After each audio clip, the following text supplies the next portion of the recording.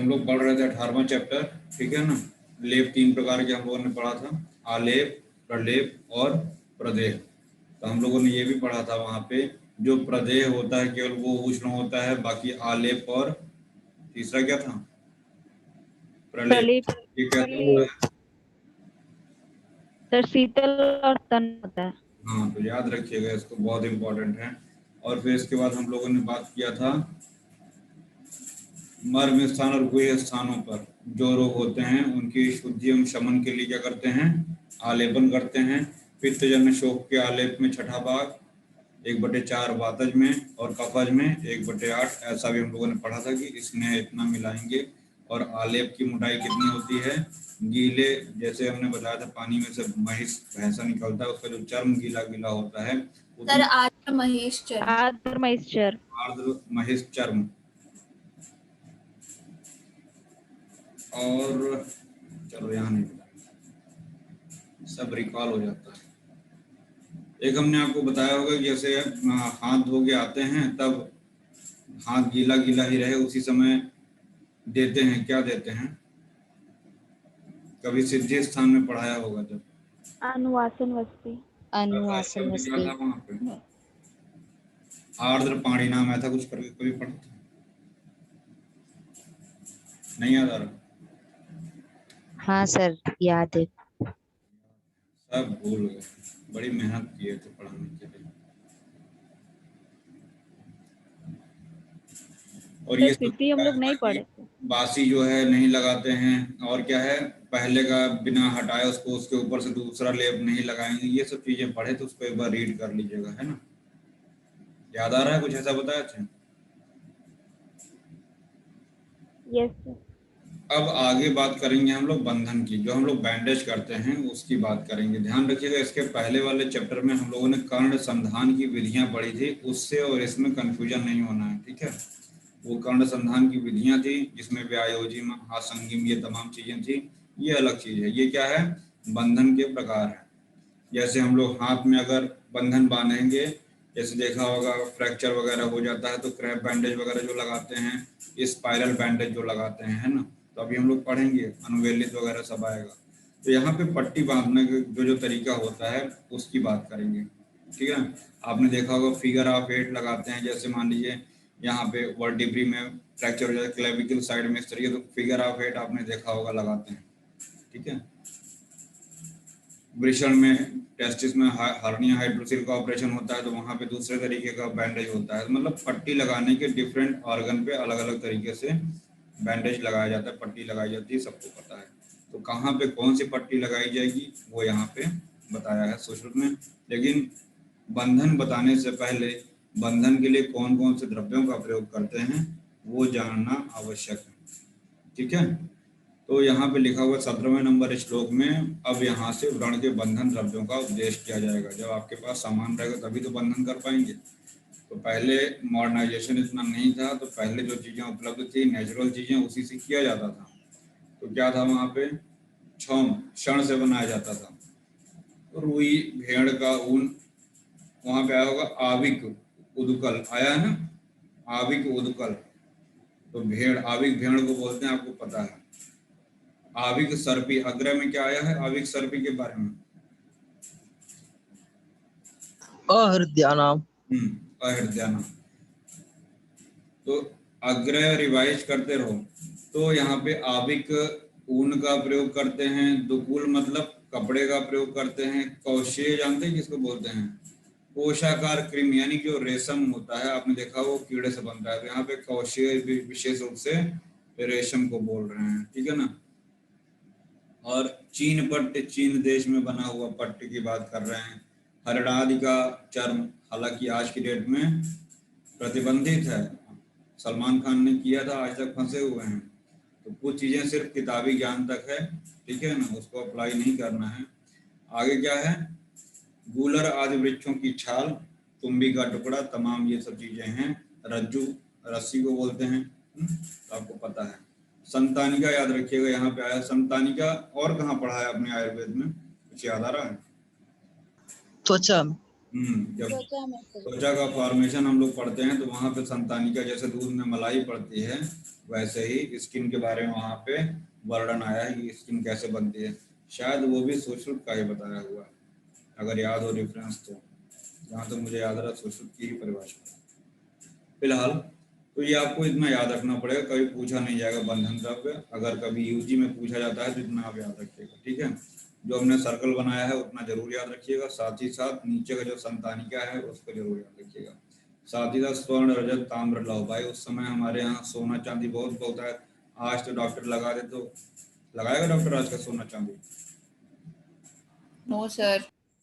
ईद तक की बातें थी, आज की डेट में ऐसा नहीं, तो याद रखिएगा स्वर्ण रजत ताम्र लौह। क्या है वहां पे? लौहानी इति, लौहानी से सब ले लिया है वहां पे, स्वर्ण रजत ताम्र और लौह चारों ले लिया है, ठीक है। ठीक है, आगे बढ़ते हैं हम लोग। बंधन कितने होते हैं? 14 बंधन सुश्रुत ने बताए हैं। वाग्भट ने एक 15वां बताया जिसको क्या कहते हैं, मैंने नीचे गोला बनाया है, क्या बोलते हैं उसको? उत्संग बंध। समझ में आ रहा है? Yes sir. किसने 2 ही बंधन बताए हैं, दक्षिणावर्त और वामावर्त? चरक। तो याद रखिएगा 14 सुश्रुत के, 15 वाग्भट के और दक्षिणावर्त वामावर्त लिखा होगा कहीं। चरक के 2 हैं, दक्षिणावर्त वामावर्त। वाग्भट के 15 हो गए, 14 ये वाले और प्लस क्या? उत्संग। संग, ठीक है। इसके बाद हम लोग देखते हैं ये 14 जो बंधन हैं कौन कौन से हैं। तो याद रखिएगा पहला है कोश बंध। कोश है ना, तो अंगुष्ठ और अंगुली के पर्व पे, पर्व मतलब जो ज्वाइंट्स होते हैं, जो उंगली के जो ज्वाइंट्स होते हैं उस पे, तो हम लोग को 2 चीजें ध्यान रखनी पड़ेंगी। एक 7वें नंबर पे स्थगिका बंध है, ठीक है। हमको कोश और स्थगिका को एक साथ पढ़ना है। क्यों पढ़ना है? अंगुष्ठ अंगुली दोनों जगह आया है, आया कि नहीं आया? Yes sir. लेकिन जो कोश है, कोश क्या है? ज्वाइंट्स पे है, और स्थगिका क्या है? बिल्कुल टिप पे है। जैसे बिल्कुल उंगली की अगर टिप पे बांधनी है, शीशन के टिप पे, अगर शीशनाग्र लिखा हुआ है शीशन के टिप पे, मतलब बिल्कुल एंड पार्ट पे अगर बैंडेज करना है तो कौन सा करेंगे? सर स्थगिका। स्थगिका। तो हम बार बार उसको स्थगिका इसलिए बोल रहे हैं, याद रहे स्थगित कभी भी कोई चीज कब होती है? लास्ट में होती है। पहले पूरा प्रयास किया जाता है कि स्थगित ना हो, यही होता है ना भाई। एग्जाम लास्ट टाइम तक ये होता है कि एग्जाम हो जाए। कब स्थगित होता है? लास्ट टाइम पे, जब कोई ऑप्शन नहीं बचता है तब एग्जाम क्या हो जाता है? पोस्टपोन, यानी कि स्थगित हो जाता है। तो उसी से मैंने याद किया है कि स्थगित कब होगा? बिल्कुल लास्ट में। लास्ट में क्या होता है? टिप। इस तरीके से कोश और स्थगिका को हम लोग कंपैरेटिव याद रखते हैं। याद रहेगा, इसमें कंफ्यूजन तो नहीं होगा?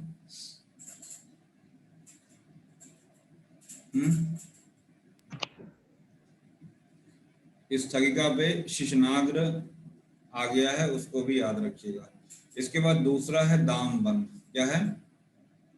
दाम। संबंध बनाने जाएंगे, संबंध कैसे बनता है? दाम यानी जब पैसा देंगे तभी संबंध बनता है।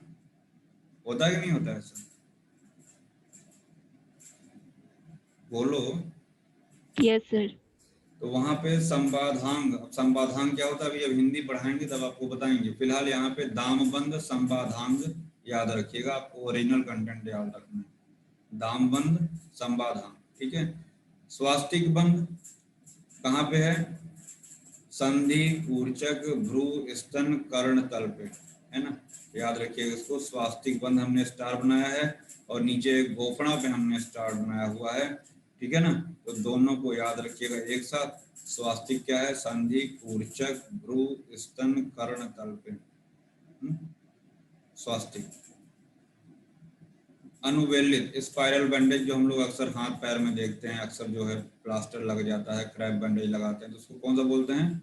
अनुवेलित या स्पाइरल बैंडेज, ठीक है। आपको पता है कि शाखाओं में लगाते हैं, शाखाओं मतलब हाथ में और पैर में, ठीक है। बोलो भाई।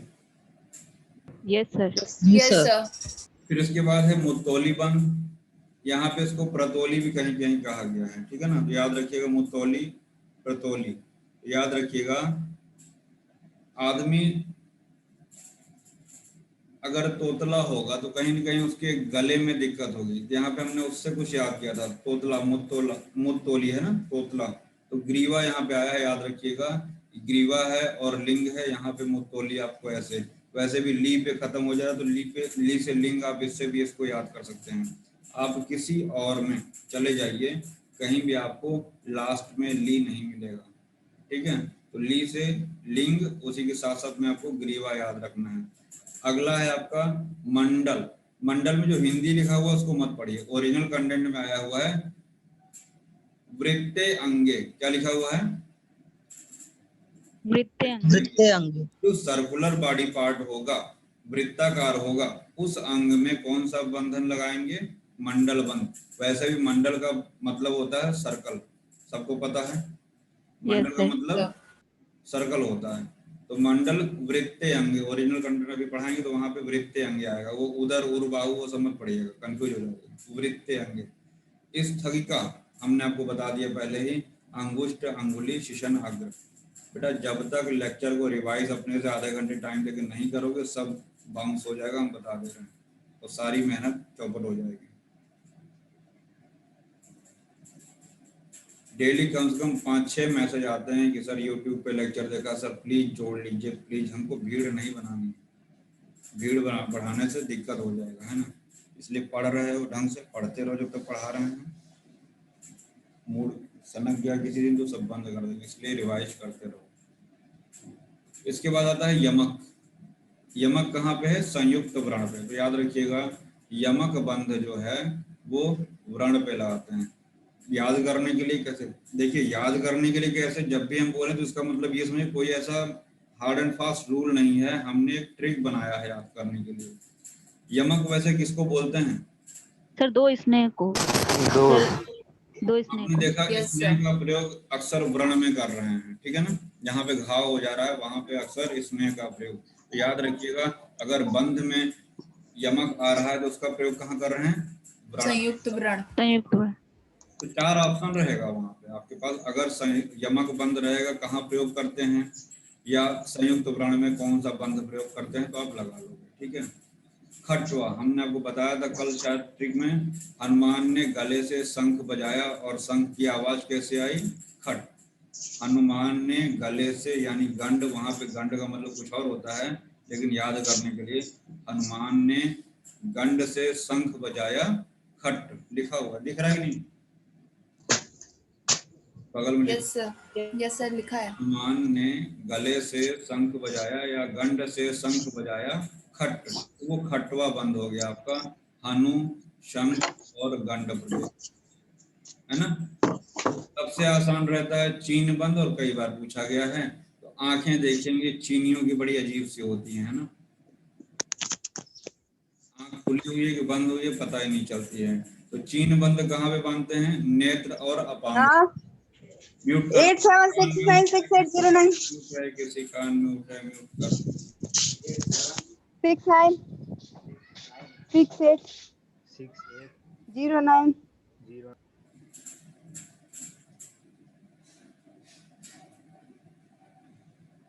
तो चीन बंद कहाँ पे है? नेत्र और अपांग पे है, ठीक है, याद रहेगा। Yes, sir. चीन कैसे पकड़ेंगे? आंखें अजीब सी होती हैं चीनियों की, चाइना की होती हैं। नेत्रापांग. तो चीन बंद नेत्र और अपांग में है। कंफ्यूजन फिर यहाँ पे होता है, क्या होता है? एक मंडल में और एक विबंध में। किसमें? मंडल में और विबंध। विबंध में. इसीलिए हमने कहा कि मंडल की हिंदी मत पढ़िएगा, अगर हिंदी पढ़ेंगे तो दोनों में कंफ्यूज हो जाएंगे, क्योंकि यहाँ पे आप देखेंगे विबंध में आया हुआ है उरह शब्द आया हुआ, यस सर। और उदर भी आया उदर। हुआ है, और पृष्ठ भी आएगा अभी जब ओरिजिनल पढ़ेंगे हम लोग, ठीक है। तो याद रखिएगा कि विबंध में विबंध कहाँ होता है, कॉन्स्टिपेशन कहाँ होता है, पेट में होता है। सर उधर में। उधर में। उधर में होगा, उधर के पीछे पीठ है, थोड़ा सा उधर के ऊपर पूरा प्रदेश यानी छाती का प्रदेश, तो इसमें विबंध विबंध बंध बांधते हैं, याद रहेगा। वितान, वितान क्या है, मूर्धनी यानी सिर में, तो वहां पे हमने लिखा है तान सिर, याद करने के लिए क्या है, तान सिर, ठीक है, ये शब्द याद रखिएगा। तो तान बंद कहाँ पे है, सिर में। गोफणा, ऊपर एक स्वास्तिक था और ये गोफणा है। गोफणा आपका ठुड्डी में, नाक में, ओठ में, अंश में और ब्लैडर यानी बस्ती में गोफणा बंद। टी बैंडेज, यही हमने आपको बताया, जो हाइड्रोसिल वगैरह जो ऑपरेशन होता है तो टी बैंडेज जो लगाते हैं, स्लिंग बैंडेज, उसी को क्या बोलते हैं, गोफड़ा बंद। गोफणा बंद। तो ये कहाँ कहाँ है, ठुड्डी है, नासा है, ओष्ठ है, अंश है और बस्ती है। और लास्ट में आता है पंचांगी बंद। तो पंचांगी जो है हनुमान जी का एक रूप है, पंचमुखी हनुमान, देखा, यस सर। उसी से हमको पता है। तो 5 मुख कहाँ होंगे, सर के ऊपर। सर क्लेविकल के ऊपर ही होंगे। तो पंचांगी बंद कहाँ बांधेंगे, जत्रु के ऊपर। जत्रूर्ध्व। तो हनुमान जी से 2 ट्रिक बनाया है, कंफ्यूज मत होना, उसमें हनु शब्द आया हुआ है, ये हमने पंचांगी पंचमुखी हनुमान जी यहाँ पे लिख लेना, पंचमुखी हनुमान जी जत्रु के ऊपर, ठीक है। और वो हनुमान ने गंड से शंख बजाया और शंख की आवाज कैसे आई, हट। फट। ठीक है। तो ये हमने आपको 14 के 14 बंद बता दिए। अच्छे अच्छे लोगों को बच्चा याद नहीं होता है ये कौन सा कहाँ बंद है। तो वृत्तीय अंग कौन सा है, सर मंडल। सर मंडल। मंडल। ग्रीवा लिंग पे मुत्तोली। मुत्तोली बंद। प्रतोली। प्रतोली। संबाधांग, संबाधांग कहाँ है, दाम। दाम बंद, दाम में दाम, दाम साम। लिख लेना, दाम बंद। दाम बंद। तैयार कर लेना भाई इसको, काहे ये आगे नहीं बढ़ रहा है भाई। हाँ, अब है बंधन की यंत्रणा, अर्थात गांठ ऊपर नीचे और तिरछी लगानी चाहिए। तो ये भी पूछा जाता है कि बंधन की यंत्रणाएं कितनी होती हैं, तो आंसर क्या लगाएंगे, 3, ऊपर यानी ऊर्ध्व, अधः और तिर्यक। तिरछा। याद रहेगा कि बंधन की यंत्रणाएं कितनी होंगी, 3। Yes sir. इसके 3। बाद है आपका जहां जहां आपको एग्जाम पॉइंट आप उससे, हाँ, हमने देखा है कि बैंडेज कभी कभी हम बहुत कस के बांधते हैं, जिसको हम क्या बोलते हैं, गाढ़ बंध, ठीक है ना, बहुत कस के टाइट बांधते हैं, उसको क्या बोलेंगे, गाढ़ बंध। सम मतलब क्या होता है, न बहुत टाइट बांधेंगे न बहुत लूज यानी शिथिल बांधेंगे, तो उसको क्या बोलेंगे, सम बंध। और तीसरा है शिथिल बंध यानी कि लूज, लूज बैंडेज, बहुत ढीला ढाला बैंडेज बांधेंगे। तो पूछा जाता है कि इनमें से शरीर के किस अंग पे गाढ़ बंद बांधते हैं, कहाँ पे समबंध बांधते हैं और कहाँ पे शिथिल बंद बांधते हैं। समझ गए कि नहीं है क्या पढ़ने जा रहे हैं। Yes sir. अभी तक यस सर। कहा कि बैंडेज कितने प्रकार का होता है और शरीर के किस भाग में कौन सा बैंडेज लगाते हैं। अब वो जो बैंडेज टाइट करेंगे, बांधेंगे, उस बांधने का प्रकार कैसा होगा, बहुत ढीला बांधेंगे, बहुत कस के बांधेंगे या मीडियम। तो ये देखिएगा यहाँ पे कुछ बातें और लिखी हैं। जो बंध दबाने से पीड़ा नहीं करे उसे गाढ़ कहते हैं। पीड़ियत न रुझो गाढ़ा, मतलब जिसको दबाने पे दर्द ना हो उसको क्या कहेंगे, गाढ़ बंध, ठीक है। दूसरा है जो बंध रोगी के सांस लेने से हिले उसको शिथिल कहते हैं। आपने बंधन बांध दिया और सांस ले रहा है रोगी, तो वो जो बंधन अगर वो हिल रहा है तो उसको क्या कहेंगे। अब देखिए सुश्रुत ने कहाँ से कंपेयर किया है, वो श्वास से कंपेयर किया है शिथिल को, ठीक है ना। रुझा से कंपेयर किया है गाढ़ को, क्लियर हुआ?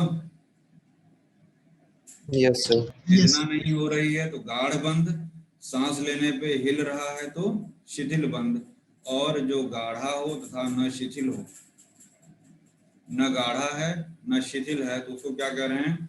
समबंध। संबंध। ठीक है ना? तो याद रखिएगा ये समबंध अलग है, अभी पीछे वो क्या था? दाम बंद में शाम। बंध अलग था, तो कंफ्यूज मत होना।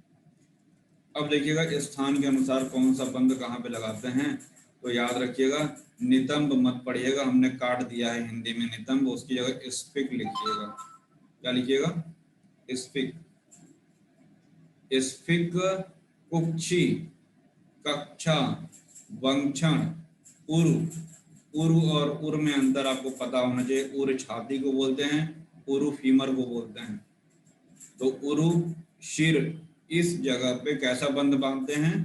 गाढ़ बंद। तो एक 3 पॉइंट बनेगा। पहला गाढ़ बंद, डैश करके लिखेंगे स्पिक, कुछ, कक्षा, वंक्षण। अब देखिए तीनों में छ आ रहा है, याद करने का तरीका यही होता है। आ रहा है नहीं छ? छतरी वाला छ। Yes sir. कुक्षी, कक्षा, वंक्षण, इन सब में कैसा हो गया?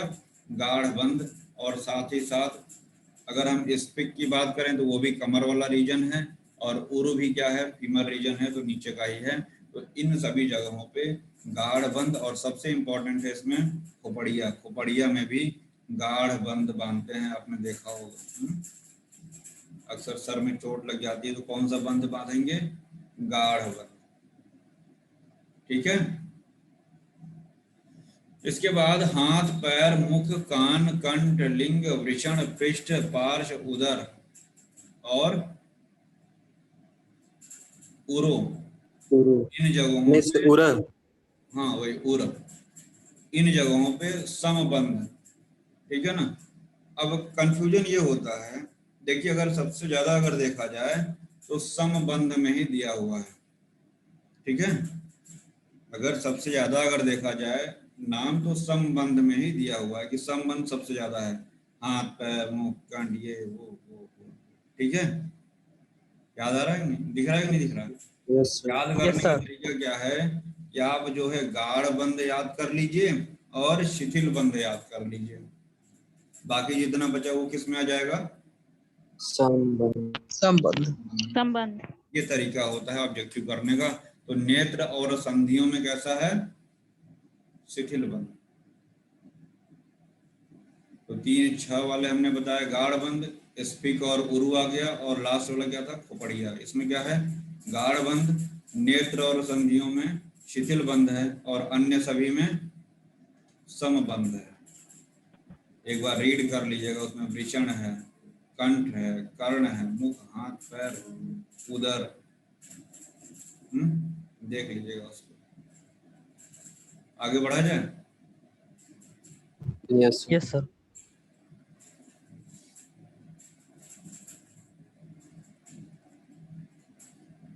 ध्यान से देखिएगा, बहुत कंफ्यूजिंग है 26वां श्लोक।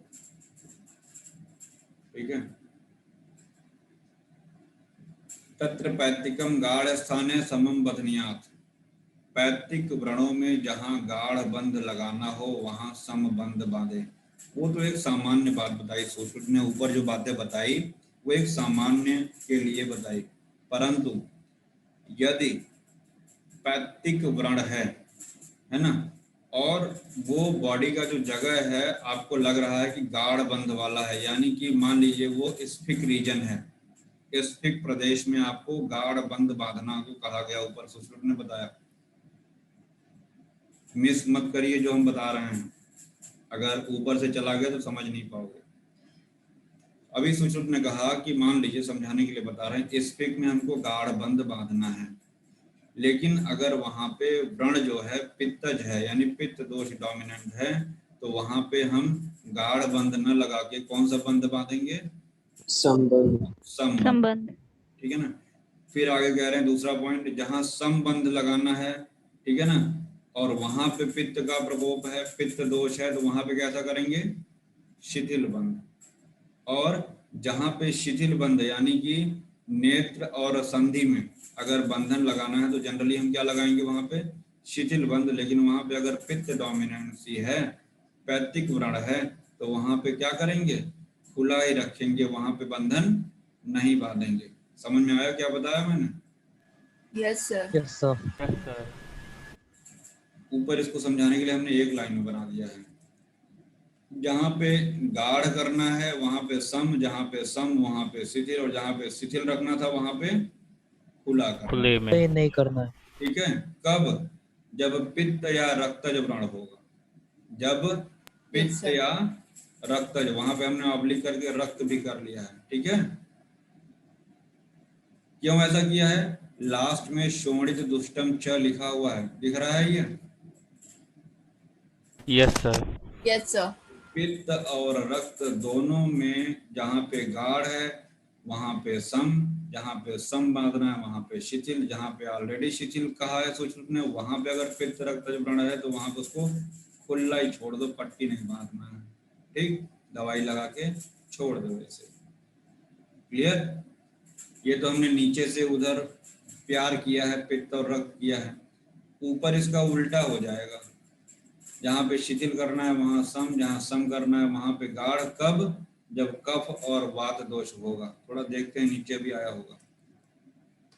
श्लेष्मिकम शिथिल स्थाने समम, सम स्थाने गाढ़म, गाढ़ स्थाने गाढ़ तरमम येव वात दुष्टम च। यानी कि जब वात या कफ की दुष्टि होगी तो जहाँ पे शिथिल बांधना था वहां पे कैसा बांधेंगे?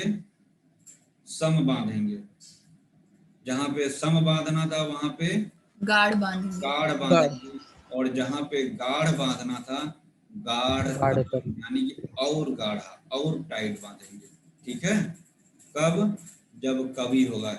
यानी कि प्यार खुले में, हमको खुले तक जाना है। याद करने के लिए बता रहे हैं बेटा, प्यार कहाँ पे? खुले में। यानी कि हमको पित्त और रक्त में किधर जाना है? खुले में जाना है। और कवि को क्या करना है? बांधना है, कस के बांध देना है। कवि मतलब कफ और वात। नहीं समझे? समझे सर। यानी कि पित्त रक्त में हमको गाढ़ से सम, सम से शिथिल, शिथिल से खुले तक जाना है। और कवि को यानी कफ और वात को शिथिल से सम, सम से गाढ़, गाढ़ से गाढ़ तरम तक आना है। यानी कवि को कसना है। बेटा ये सब लिख लिया करो, लेक्चरवा खत्म हो जाएगा ना तो सब बतिया उड़ जाएगी, इसलिए लिख लिया करो। प्यार खुले में कवि को कस के बांधना है, वरना साल भर के बाद जब पढ़ोगे तो ये सब तुकबंदी गायब हो जाएगी। ठीक है, आगे बढ़ा जाए। यस। मौज लेके पढ़ो तब तो मजा आएगा, वरना आयुर्वेद तुम्हारी मौज लेने लगेगा तब फिर बड़ी दिक्कत हो जाएगी। आयुर्वेद को मौज लेके पढ़ो।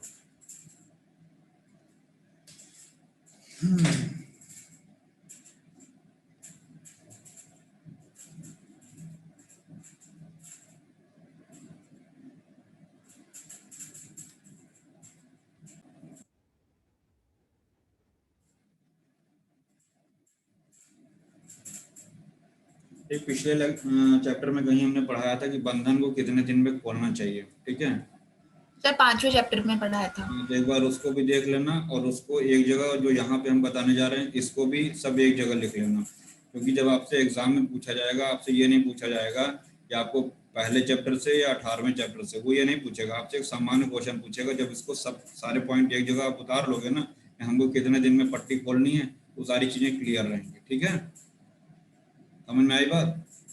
Yes sir.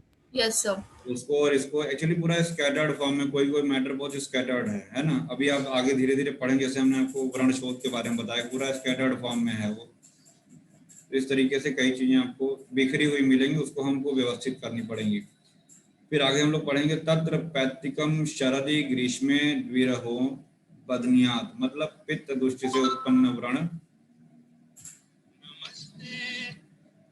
पित्त दुष्टि से उत्पन्न व्रण को शरद एवं ग्रीष्म ऋतु में दिन में 2 बार सुबह शाम बांधना चाहिए।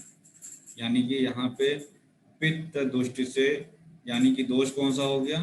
पित्तज। ऋतु कौन सी हो गई? शरद और ग्रीष्म। वैसे भी हम लोग जानते हैं ग्रीष्म में कौन सा दोष प्रकोपित होता है, मतलब जनरली वात। शरद में तो पित्त होता है, हरित वसंत पित्तम शरद निहरित, यानी शरद ऋतु में पित्त वैसे भी डोमिनेंट होगा, ग्रीष्म में वैसे भी पित्त गर्मी रहती है, यानी कि जो पित्त को बढ़ाने वाली जो ऋतुएं हैं शरद और ग्रीष्म, उसमें ऊपर से दोष कौन सा है, पित्त दोष्टि। तो हमको दिन में 2 बार सुबह शाम बांधना चाहिए, यानी कि एक बार सवेरे भी और शाम को भी दिन में 2 बार बैंडेज को बांधना होगा खोल के। समझ में आया? अगर एक मोटा मोटा देखा जाए तो कहने का तात्पर्य सूक्ष्म के कुल मिला के ये है, अगर मौसम गर्म है या पित्त डोमिनेंट है तो हमको व्रण को ढीला रखना है, खुला रखना है, ऐसा बार बार ये इंगित कर रहे हैं। समझ में आ रहा है? Yes sir. फिर आगे कह रहे हैं इसी प्रकार रक्त दुष्टिजन्य व्रण में भी 2 बार बांधें, मतलब प्यार 2 बार। फिर बोल रहा हूं मैं, दोबारा नहीं बोलूंगा। प्यार दिन में 2 बार, यानी कि पित्त रक्त में दिन में 2 बार। और ऋतु कौन सी है? अंडरस्टूड है कि शरद और ग्रीष्म। आगे बढ़े। कफ की दृष्टि से उत्पन्न व्रण को हेमंत और बसंत, फिर हम बता रहे हैं कि बसंत ऋतु में कफ डोमिनेंट होता है, हरेद बसंते श्लेष्माणाम, यानी कि जब सुश्रुत कहते हैं, जो हमने चैप्टर अभी 6वां छोड़ा है, बताएंगे। कफ जो है प्रकोपित होता है बसंत में, इसीलिए कहते हैं हरेद बसंते श्लेष्माणाम, यानी कि बसंत में कफ प्रकोपित होता है। साथ ही साथ हेमंत भी यहाँ कह रहे हैं, यानी हेमंत और बसंत में जब कफ की दृष्टि वाला व्रण है तो बंधन तीसरे दिन खोलकर बांधना चाहिए, यानी बंधा रहेंगे तो किस दिन खोलना है? तीसरे दिन। वायु से दूषित व्रण का भी नियमानुसार बंधन करना चाहिए इसी प्रकार, यानी कभी तीसरे दिन, कभी तीसरे दिन। समझ में आया? नहीं समझे? यस सर, समझे। Yes sir. छक्के छूट जाते हैं इसको जानने में, समझने में नहीं समझ में आता है।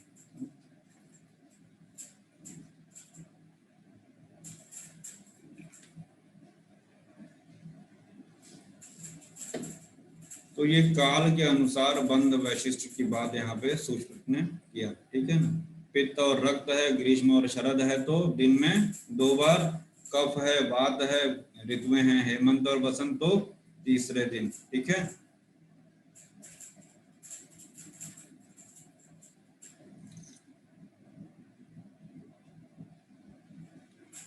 सामान्य रूप से तीसरे दिन पट्टी खोलते हैं, ये भी याद रखिएगा। पट्टी सामान्य रूप से किस दिन खोलते हैं? सर तीसरे दिन। एक्सेप्शन बताया।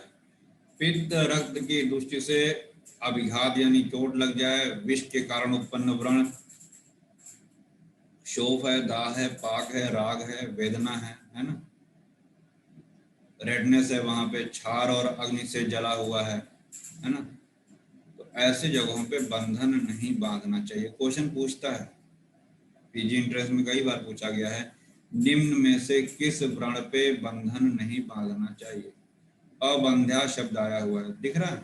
अबंध्या दिखा, मतलब जहां पे बंधन नहीं बांधना है, यानी कि पित्त रक्त की दृष्टि, बार बार अभी पीछे भी कह रहे हैं कि अगर हो सके तो दिन में 2 बार, सवेरे बांधो, शाम को बांधो, यानी खोलते रहो, है ना। तो कुल मिला के पित्त और रक्त में चोट लग गई है अभिघात में, और विष के कारण, और साथ ही साथ जहाँ शोफ है, दाह है, पाक है, राग है, वेदना है, क्षार से जल गया है, अग्नि से जल गया है ना, आग से जलने पे भी, ऐसे स्थानों पर बंधन नहीं बांधना चाहिए। ये तो इम्पोर्टेंट था। इससे ज्यादा इम्पोर्टेंट है 34वां और 35वां श्लोक, बहुत बार पूछा गया है और इसको रट लीजिए। कुष्ठ के व्रण में, अग्निदग्ध व्रण में, मधुमेह में, यानी कि जैसे डायबिटिक फुट है ना, मधुमेह मनुष्यों की पीड़िकाओं में जो प्रमेह पीड़िकाएं होती हैं, और इम्पोर्टेंट है क्या, कणिकाश्च उंदरो विषय, यहाँ पे कह रहे हैं मूषक, अगर विष, मूषक विषय चूहा काट लिया है उसकी वजह से अगर विष फैला हुआ है, उत्पन्न कर्णिका युक्त व्रण, मूषक काटने से जो व्रण बन रहा है उसकी बात कर रहे हैं, विष युक्त व्रण। और मांस पाक, जहाँ पे मांस पाक जन्य व्रण है, और गुद पाक, गुदा में अगर पाक हो जा रहा है तो ऐसे स्थानों पे बंधन नहीं बांधना चाहिए। कुष्ठ नाम, अग्निदग्धा नाम, पीड़िका मधुमेही नाम, ये तो फर्स्ट हाफ बहुत इंपॉर्टेंट है, याद रखिएगा। साथ ही साथ अग्नि क्षार से जले हुए गुदा पाक में बंधन नहीं बांधते, यानी ये बंधन का कंट्राइंडिकेशन है, ठीक है। हमने आपको पीछे एक सीक्वेंस बताया था, कभी मुझे नहीं याद आ रहा है किस चीज का बताया था, कुछ ऐसा ही था कि ऊपर नीचे तथा टेढ़ी इस तरह बंधन ग्रंथि 3 तरह से लगाई जाती है। अब जिस तरह से अभी हमने ऊर्ध्व, अधो और तिर्यक बताया ना, क्या था उसको क्या बोलते हैं, यंत्रणा। बंधन की 3 यंत्रणाएं भी हम लोगों ने पीछे पढ़ी हैं। यस सर, ऊपर नीचे और तिरछे। उस विधि को संपूर्ण रूप से कहते हैं प्रथम वर्ण स्थान में विकेशिका या वर्ती लगा के औषध कल्क लगावें, फिर उस पर मोटी कवलिका यानी रुई लगाएंगे, घास लगाएंगे, फिर इसके बाद क्या करेंगे, विकेशिका वर्ती औषधि इन्हें अधिक चिकनी करके न लगावें, क्योंकि अति स्निग्ध वर्ती व्रण स्थान को क्लीन न कर देगी। तो वहां पे याद रखिएगा, बहुत ज्यादा वहां पे स्निग्ध द्रव्यों को घाव पे नहीं लगाना है, ये ध्यान रखिएगा। तो 3 चीजें हैं, बी से यहाँ पे विकेशिका होगा, क से कल्प होगा, और ब से बंधन होगा, विकल्प। याद रखिए, पहले विकेशिका रखेंगे, फिर कल्क लगाएंगे, फिर पट्टी वहां पे बंधन करेंगे, ठीक है। तो याद रखिएगा इसको, सीक्वेंस इसी सीक्वेंस में प्रयोग करते हैं। फिर यहाँ पे आया है, फिर थोड़ा सा कंफ्यूज करेंगे, सोचो, कंफ्यूज नहीं होना है, आप बहुत विद्वान हो गए, से ज्यादा विद्वान हो गए हैं, है ना। क्यों नहीं होंगे कंफ्यूज, पित्त तथा रक्त की दृष्टि में उत्पन्न व्रण में एक बार ही दबाकर दोष का स्राव करना चाहिए। मतलब अभी तक कह रहे थे पित्त और रक्त होगा तो बंधन दिन में 2 बार करना है। पित्त और रक्त होगा तो जहाँ पे गाढ़ बांधना है वहां शिथिल, जहाँ शिथिल बांधना है वहां पे जहाँ गाढ़ बांधना है वहां पे सम, जहाँ सम बांधना है वहां शिथिल, जहाँ पे शिथिल बांधना है वहां पे खुला, ठीक है। या वो तो बांधने की बात कर रहे थे, यहाँ पे वो पस निकालने की बात कर रहे हैं। तो प्यार जो है एक बार होता है, सबको पता है, इतना तो दिमाग सभी का चलता है। सर कौन बोला यस सर। पित्त और रक्त की दृष्टि से उत्पन्न व्रण में एक बार ही दबाकर दोष का स्राव करना चाहिए।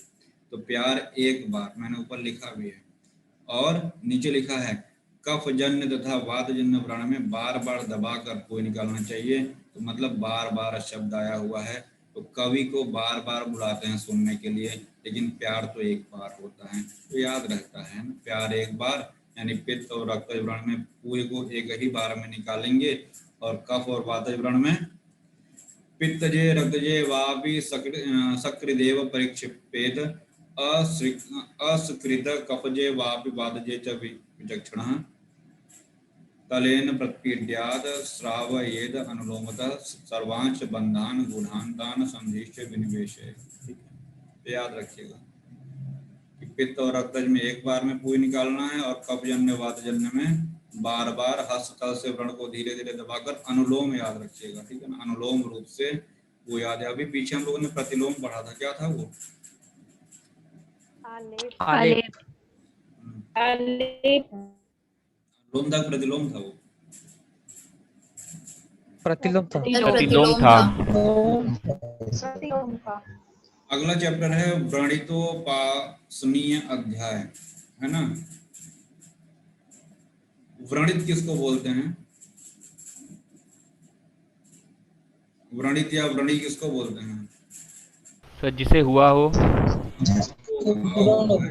है उसकी बात कर रहे हैं, उसको व्रणित बोल रहे हैं, है ना। तो अब यहाँ व्रणितोपासन अध्याय की बात करेंगे। तो व्रणी पुरुष के लिए सर्वप्रथम रहने के लिए मकान का प्रबंध करना चाहिए, तथा वह मकान श्रेष्ठ भूमि में बनाना चाहिए। तमाम चीजें यहाँ पे ऐसे बताएंगे जो आपके पॉइंट ऑफ व्यू से इम्पोर्टेंट हो, उस पर हम रुक जाएंगे, ठीक।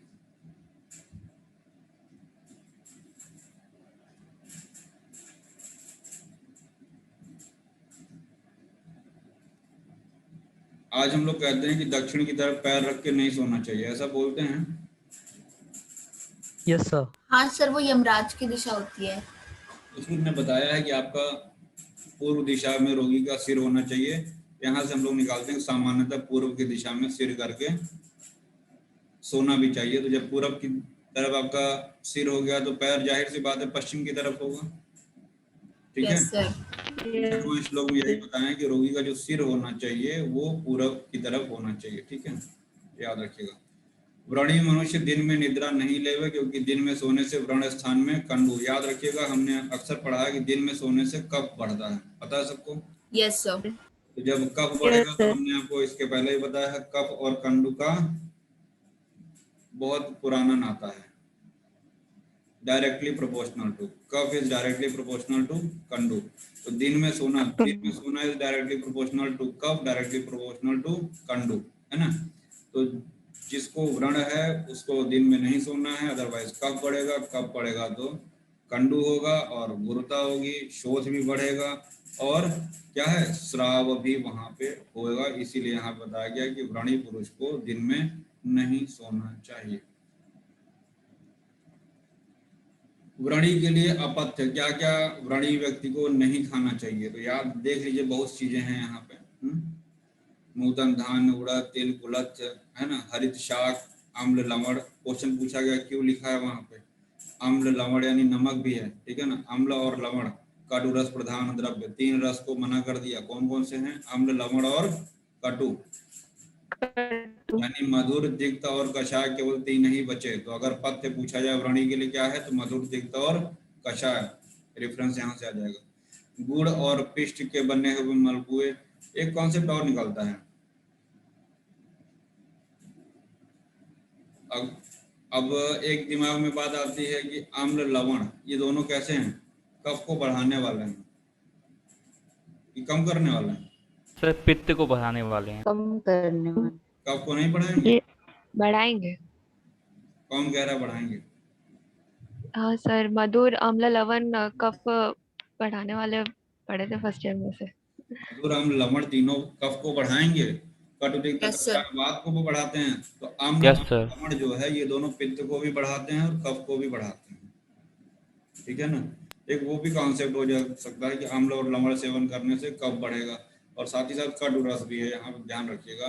तो श्लोक में भी आया अम्ल, लवण और कटु, इन 3 का सेवन मना किया गया सर ये है। तीनों पित्त बढ़ाते हैं। हाँ, तीनों पित्त बढ़ाते हैं, तीनों पित्त बढ़ाने वाले हैं। Yes sir. पित्त से तो वैसे भी डर रहे हैं बार बार ना, बार बार वो पित्त रक्त की तो बात कर रहे हैं। यस सर, व्रण के लिए पित्त रक्त सर। शुष्क मांस, वल्लूर हम जानते हैं, शुष्क मांस को बोलते हैं। शुष्क शाक जो होता है उसको भी मना किया गया है। बकरी, भेड़, अनुपदेश, अनुप जानते हैं, कौन सा दोष होता है अनुपदेश में? सर श्लेष्मा। कफ। तो ये सभी चीजें मना किया गया। साथ ही साथ कृष्णा है, ठंडा पानी है, दूध है, दही है, ये सब चीजें मना है। जो कफ को बढ़ाने वाली चीजें हैं जनरली वो मना की गई, ठीक है, ये सभी चीजें मना है, याद रखिएगा। तक्र भी मना किया है, दुग्ध, तक्र, प्रवृत्ति, प्रवृत्ति मतलब आदि, ठीक है, बहुत आसान है, अगर उसको 2-3 बार पढ़ेंगे तो याद हो जाएगा।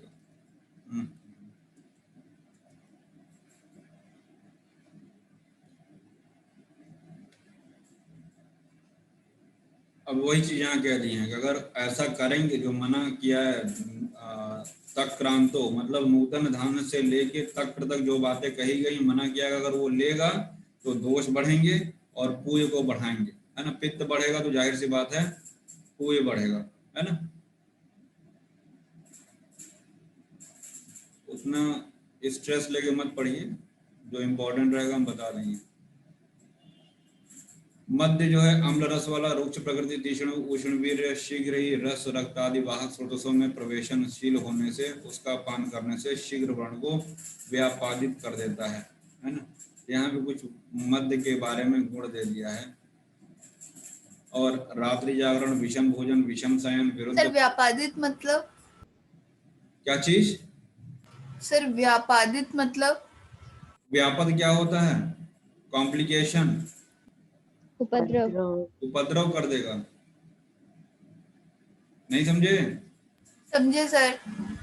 इसके बाद कह रहे हैं रात्रि जागरण, विषम भोजन, विषम शयन, उपवास, जोर से बोलना, ये सब चीजें जो है विरुद्ध भोजन, अध्यक्षण, अध्यक्षण मतलब पहले का नहीं पछा हुआ है, फिर से कल का भी समझ में अध्ययन नहीं आया था, फिर पढ़ा रहे हैं तो अध्यक्षण।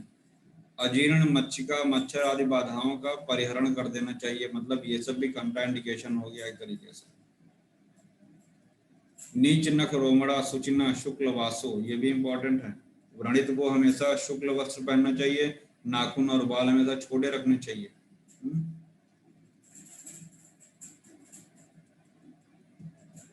इसके बाद आया है सरसों, नीम के पत्ते, घृत। ओ हो। बच्चे ये रेफरेंस अभी उस दिन जो है एक वेबिनार चल रहा था, तो आइया के सर हैं व्यास सर, उन्होंने ये श्लोक बोला और धूपन पे कार्यक्रम था तो उन्होंने धूपन पे ही बोला, बहुत अच्छा बोल रहे थे और वो श्लोक एक फ्लो में बोल डाले। मैं उस दिन ढूंढता रह गया ये श्लोक में, कहाँ ढूंढा था पता है? जो स्वस्थ वृत्त वाला जो चैप्टर है, स्नान अभ्यंग अनुलेपन वाला, वहां पे मैं ढूंढ रहा था। ये यहाँ का है, कौमार वृत्ति में भी है सर ये। हाँ बहुत इंपॉर्टेंट श्लोक। उस दिन सर ने जब बोला ये श्लोक तो मुझे वाकई में अच्छा लगा। अब देखिए ये जो एक तरीके से नेचुरल सैनिटाइजर का काम करेगा, है ना।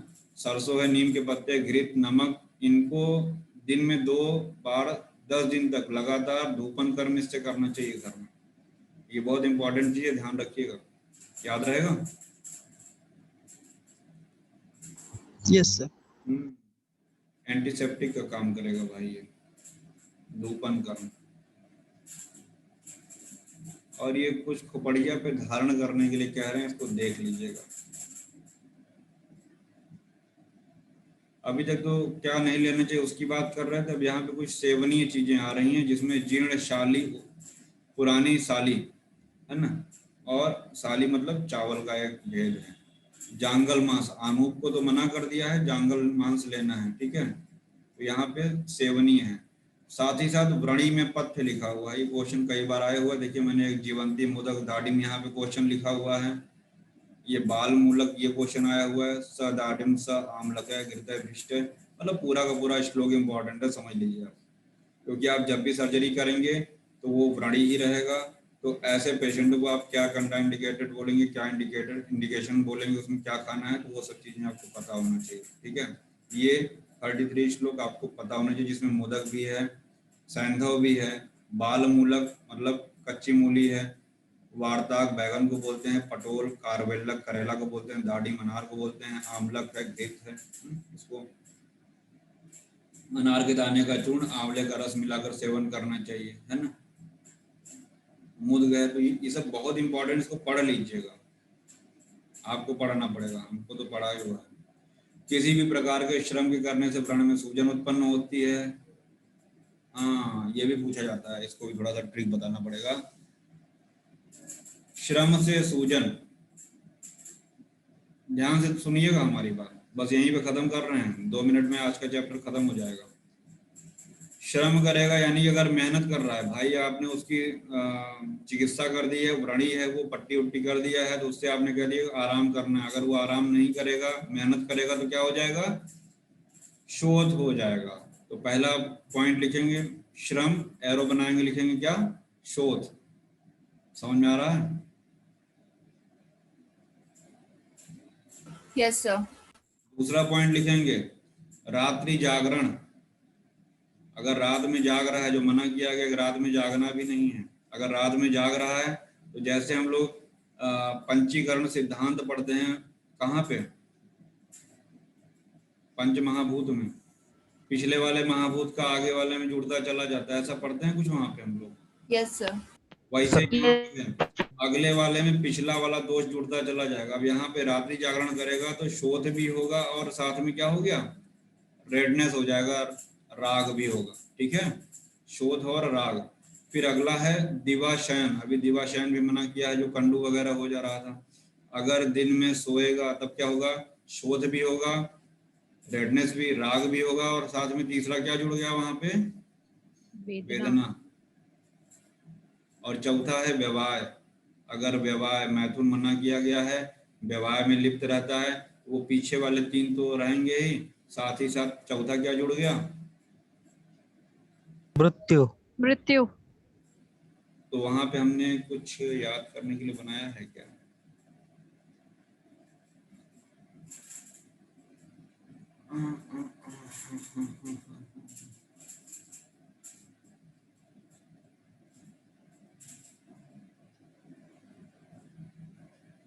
से क्या था?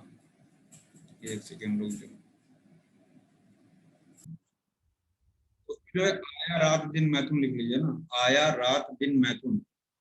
आया, आया से क्या हो गया आयास, रात मतलब रात्रि जागरण, दिन से दिवस है, मैथुन अंडरस्टूड है, आ रात दिन मैथुन, समझ में आया। और उसके नीचे सबके नीचे सोरावम, शो रा व म, शो से क्या हो गया शोथ, शोध। रा से राग, व से वेदना, म से मरण। ये सब जो कॉन्सेप्ट हैं इस चैप्टर में, जैसे ये 36वां अभी हमने आपको लास्ट वाला जो बताया, ये भी जल्दी कंफ्यूजिंग होता है ना, कैसे इसको हम याद करेंगे। पहली बात तो आप श्रम को यानी आयास को रात्रि जागरण, अगर जरा सा इधर का उधर हुआ, पहले आपने जो है स्त्री संभोग को यानी मैथुन को याद कर लिया, तो हो सकता है आप खाली श्रम तक ही रह जाए, मृत्यु तक पहुंच ही ना पाए वहां तक। तो उसको ट्रिक से याद करेंगे तभी हमारा क्वेश्चन सही हो पाएगा। तो आया रात दिन मैथुन शोरावम, ठीक, उसको बम भी बोल सकते हैं, शोरा वाला बम, कोई बम मान लीजिए शोरा बम है ना, शोरा बम, ब से वेदना हो गया, याद करने के लिए है। कि आपका कंट्राइंडिकेशन इंडिकेशन बता दिया मैंने। फिर इसके बाद आपका ये धूपन कैसे करेंगे, ये इंपॉर्टेंट है 28वां श्लोक।